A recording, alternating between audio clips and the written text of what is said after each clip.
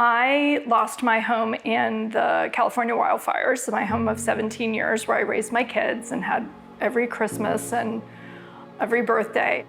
My cat, Cleo, was waking us up. She was like literally like walking on her chest, and an orange glow filled our room, and we saw that the house a few houses away was on fire.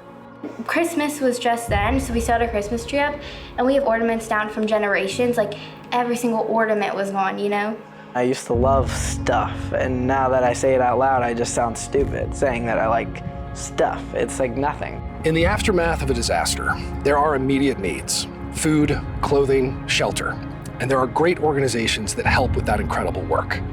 But it's months after a disaster, when the world moves on and the rush of those immediate needs wears off, that times can get really tough. That's when you start questioning everything in your life. You start questioning your purpose and even your identity. You definitely feel like you're traveling in a parallel universe for a while. Like life goes on, you know, for everyone else, and you're there trying to restart your life.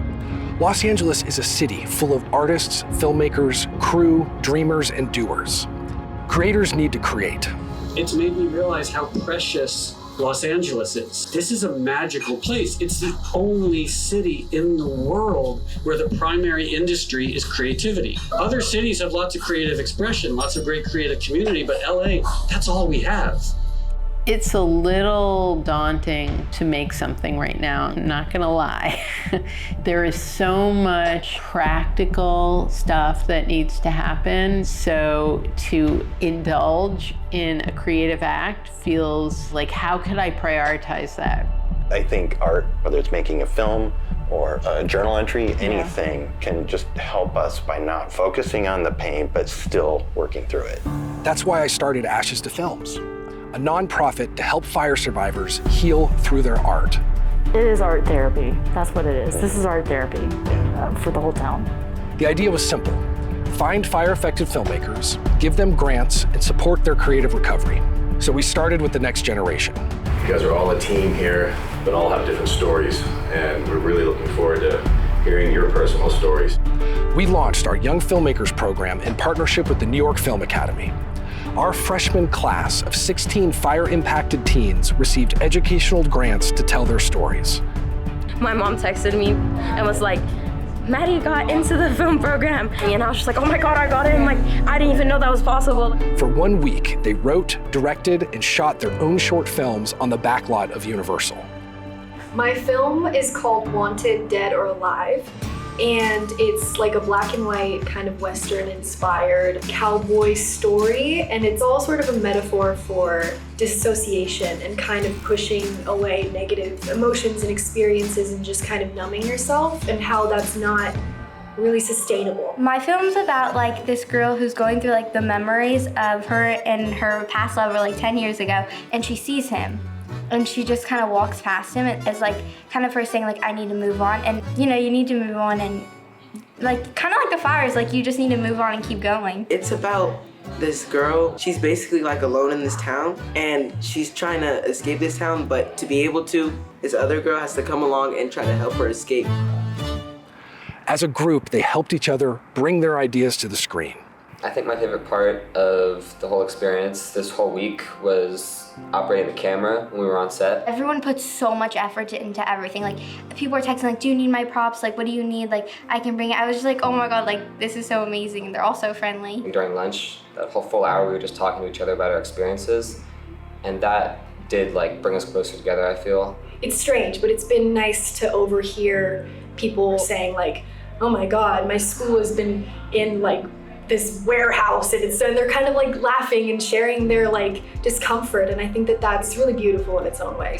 I was just laying in my bed rotting all day. Like I did not want to do anything, and I think that was the case for a lot of these kids. And so I think like this is gonna say like, this is what brings us together: art, film, the power to create. With the success of that program, we shifted to phase 2. We selected 10 resilient filmmakers for our inaugural filmmaking fellowship, giving them grants, resources, and support from talented mentors and partners to help get their films made.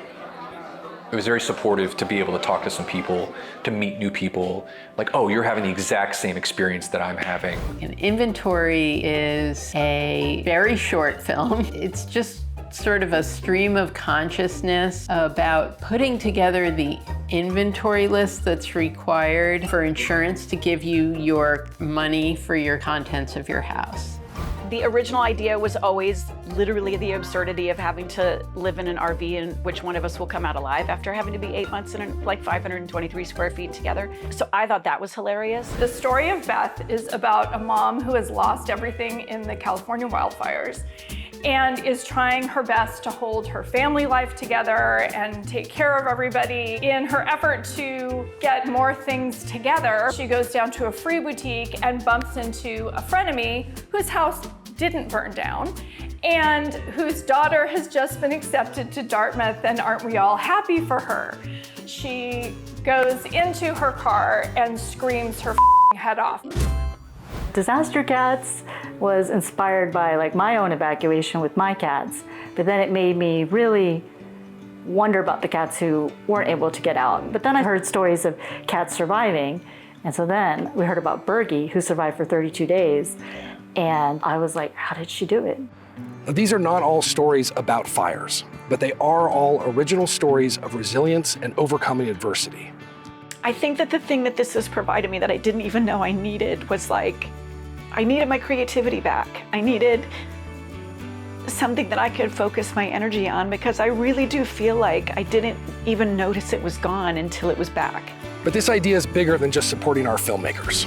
Creative Recovery has the power to help so many more, which is why we are hosting the first Ashes to Films Festival, telling stories of resilience next January here in Los Angeles.